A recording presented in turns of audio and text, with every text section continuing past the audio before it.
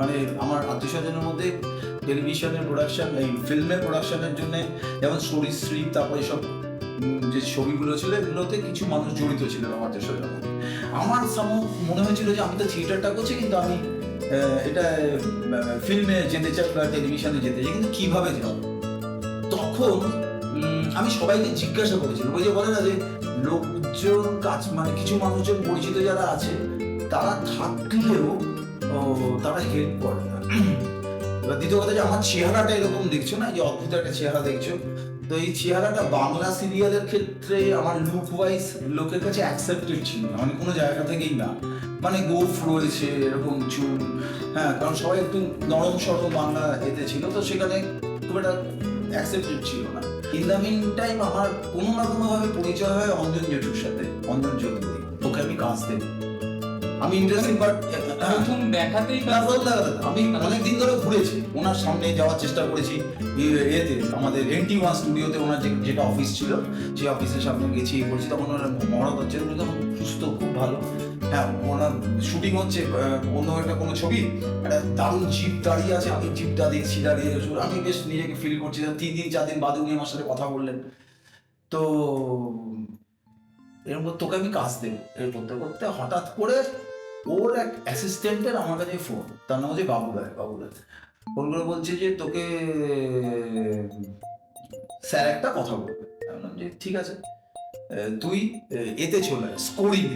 এখন তো আমি তো বুঝিনি যে স্কোরিং কি, তো আমার গলা এসব, আমি কবিতা বলেছিলাম একবার, 3-4বার কবিতা বলেছিলাম। তখন মিঠুন চক্রবর্তী কে লঞ্চ করাচ্ছেন নতুন করে অঞ্জন জেঠু, এবং ছবিটার নাম হচ্ছে বাঙালি বাবু। এই ছবিটাতে আমাকে দেখেছি NFDC-তে, বেহালাতে। আমি গেছি, আমি বলছি আসিস, খাওয়া দাওয়া, এখানে খুব খাওয়া দাওয়া হবে, এ হবে, আসিস, নতুন অভিজ্ঞতা হবে। তো জেঠু তখন জিজ্ঞেস করলে, তোর তো গলা ভালো, তুই তো কবিতা বলে। যে হ্যাঁ ঠিক, আমার ভালো। এবার এটা আমি আমার দর্শক বন্ধুদেরও বলছি, সবার জানা উচিত যে জার্নি কোথাও কখনো শেষ হয় না, এক্সিস্ট করে, বিভিন্ন রূপে এক্সিস্ট করে। এই জায়গাটা আমি বলার চেষ্টা করছি, সেটাই। তো আমি নানা রকম অটো পাল্টে NFDC-তে পৌঁছেছি। NFDC বেহালাতে এখনো আছে, বর্ণশ্রী ওখানে এখনো আছে। ওখানে স্কোরিংয়ে ও ডাবিং হতো, অমিয়দা ডাবিং করছে। এবং আমার এখনো মনে আছে, আমার সেই ওই ছবিটাতেই আমার জীবনের প্রথম ফিল্ম জোড়া দেখা। তরুণ মজুমদারের, তনু স্যারের যে অফিস, তার উপরে সেখানে এরকম এডিট মেশিনে জোড়া হচ্ছে। আমার ওখান থেকে দেখা জীবনে, হট করে আমাকে কোনো কিছু সুযোগ দেয়নি, ওই এডিটিং দেখা। এবার আমি ওখানে গিয়ে আমাকে বলছি, তোর কাজ কি? শোন, বলে কি কাজ? তো গলা ভালো বলছে, তোকে 10 রকমের গলা করতে হয়, পারবি না? এমন পারবো। এবার একটা অফিসের সিন এসছে, যে ডাবাররা, তারা কিছু যারা অভিনয় করছে তারা ডাব করতে পারছে না। আমায় বলছে, আমি কানে হেডফোন লাগিয়ে বলছে যে 1 2 3 4 5 6 যেই আসবে সাথে সাথে বলে দিবি। আমি আমার ঈশ্বরের আশীর্বাদে আমার এই আবৃত্তি, আমার মার কথা সেদিন মনে হয়েছে, আমার আবৃত্তি ওখানে আবৃত্তির মতো নাটক করো, কিন্তু অভিনয় যখন ফিল্ম করবে বা টেলিভিশন করবে তার মাপটা বোঝো। সেই মাপটা একমাত্র বুঝতো বা বোঝেন এখনো অব্দি 4টে জায়গাতেই সফল একটা মানুষ, তার নাম সন্তু মুখোপাধ্যায়।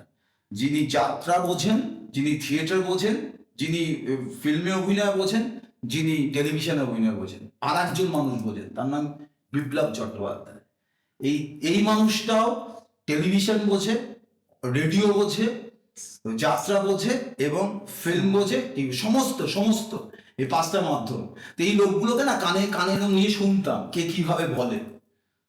তো আমি আমার জীবনের প্রথম ফিল্মে কাজ, ডাবিং, এবং লাইনটা হচ্ছে, হ্যাঁ স্যার সব ঠিক হয়ে গেছে, বাঙালি বলতে ফার্স্ট লাইন, ওকে, পেছন থেকে আমার দতরে ঘামছে, আমি কেঁদে ফেলেছি যে আমি অত বড় একটা জায়গা, আমাকে হয়তো স্ক্রিনে দেখা যাচ্ছে না, আমি অন্যের গলা বলছি, সেটা আমার কাছে অনেক বড় প্রাপ্তি। এবং তার থেকেও বড় প্রাপ্তি এই জায়গাটায় আমি অঞ্জন চৌধুরীর নাম এ কারণেই নেবো, কেউ পাত্তা দেয়নি। এরকম একটা ছেলে মোটা কে পাত্তা দেয়?